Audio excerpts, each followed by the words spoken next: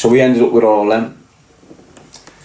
I can remember a story, but you might have heard it years ago. Well, we know them like the back of our hands. So Terence had a girlfriend, he might still have her, actually, called Kelly Scroggins. And Terence was just like, he'd batter her. Terence would batter Kelly all the time. So anyway, so Danny's mixing with these now. He's mixing with the Bellies, the Kellys. And they've gone to Ibiza, and he's gone with them. But I knew these using Danny for his muscle and his violence. So within a few days, I'm hearing Danny's having murder over here with all these for these knobheads. So me and Craig Barker, the kid that's got black. Me and him went over there. This is my first holiday. I've gone with fucking Craig, because he's been before. So when Craig went over, to get Danny, he's with them all the Skid Row firm, the Wally Rice Lane, all that firm, the older generation. And Danny's like the strength amongst them all, like the muscle, the intimidating one. And they're using him like fuck. But Danny's on it, but he's not really on it, because Danny's got his own mad problems going on. All that lot basically like smoking crack off the pipe and shit. Whether it was your Dave Moraes, your Wes White, your fucking Thingy Jones, your Steve Kelly, your Jay Kelly, your Skello, your Chigger, your Conroy, your Turner. It's all the same firm, and every one of them blazed crack when we were younger. So now they're over there, we flew over there to see what the fuck's happening. And I'm with these now, so we're with these, they've got villas and that paid out, where. So what they were doing, this is 2-2, before anyone was over there. 2-2, 2-3. And what we'd do, we'd fly over there. Well, I went twice, to be honest. We'd fly over there. And what the Belly and all that would do, Terence Riley and all that would do, they'd have cars on the mainland. Now the mainland to Ibiza is Spain.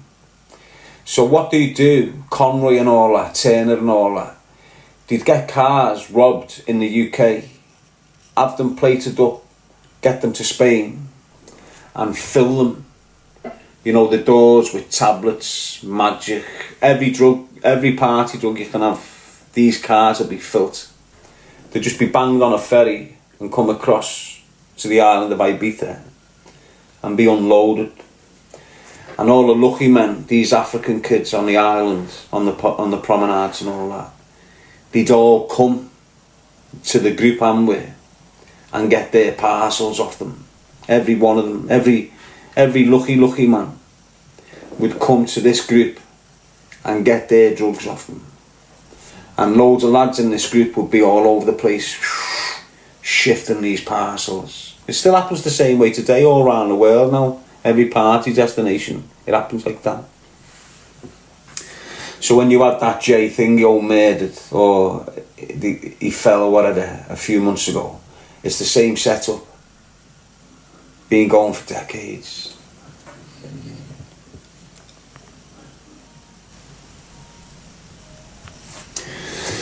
So we're there, and it's like a weekend now, and at these times the island weren't developed. There was only certain people getting there and understanding it at that time. Now it's fucking rammed and it's overdeveloped. Back then, you could tell the difference. You had your big clubs a little short distance drive away, and you had your West End, which is one big road of clubs. You had your Sant Antonio, which was over here somewhere, and then the West End, which was over here, and then everywhere else was barren, other than having a few villas. And in the same place you'd have like the Belly and all that, but then down there you'd have Skinny, you'd have Casey, you'd have these kids from Garston and Speak. Mick Casey, boss kid Mick Casey back in the day. Hello! So I was, because I knew Skinny and that from the White Peas, I knew all of these, I knew them all. So I knew them, and then these had friction, but I was okay. Do you get what I'm saying? So we're on this West End for the night and we're going out for a bevy. You've got some other kids there, you know, some Manchester kids mixing with us. Cooper. Paul Cooper. He was a decent kid, but I don't know whether he turned scatty with me later. But anyway, there's a squad of us and we're all marching down the West End. There's like 15 of us. And as we're going like near the top of the West End walking down, we come out of the little apartments, going down the West End to get drunk and, you know, have a party. And coming up is an Irish rugby team. Yeah. All in the rugby tops and that. Yeah. Big cunts.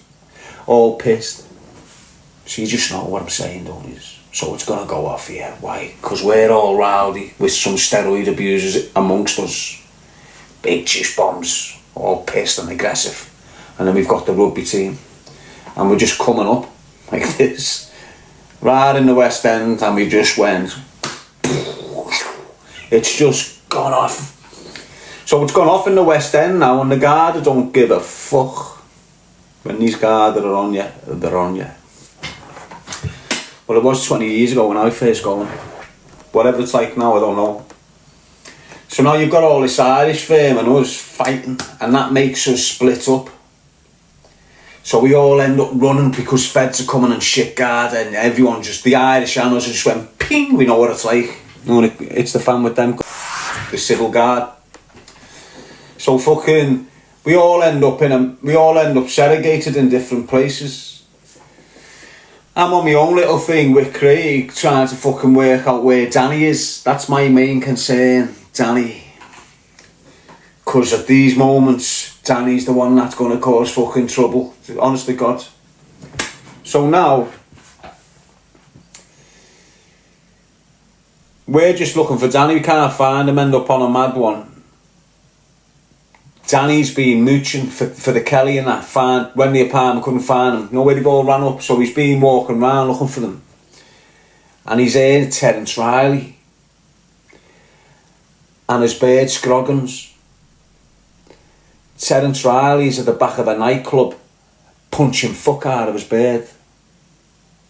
So Danny's heard that. He's also heard the owner of one of the clubs, unbeknown to them, his brother was the head of the Garda. So this owner of the nightclub, apparently he's got 3 or 4 on the whole fucking island. His brother was the head of the civil guard, you know, the police. So now Terence is fucking banging his beard behind us, you know, hitting him, making him scream and cry. This club owners came out with a bat. And because Terry hasn't stopped doing what he's doing and started getting cheeky with him, the club owners hitting Terry with Danny's walking around the corner. And Danny loves little Terence. Used to. Terence was always, Danny fucking loved him.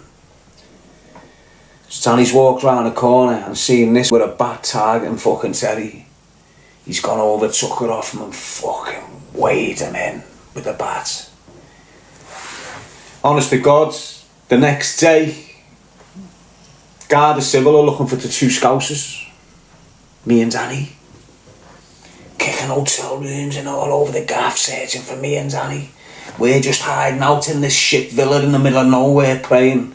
We had to give it a few days and then get the fuck out the country. I think I seen Terence a couple of years later somewhere, you know, while he was sat with the belly, I think, outside that Italian, what's that Italian where they all go to? He was sat outside there with Lee Battle, Thingy Kelly and Terence Riley. Now he's in jail again, and he for his Encro chats, and he's done quite a couple of long sentences. All that firm, all of them have done heavy sentences.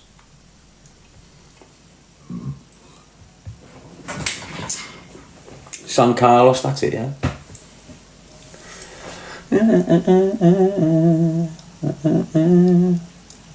Ignore the trolls that are in here, people.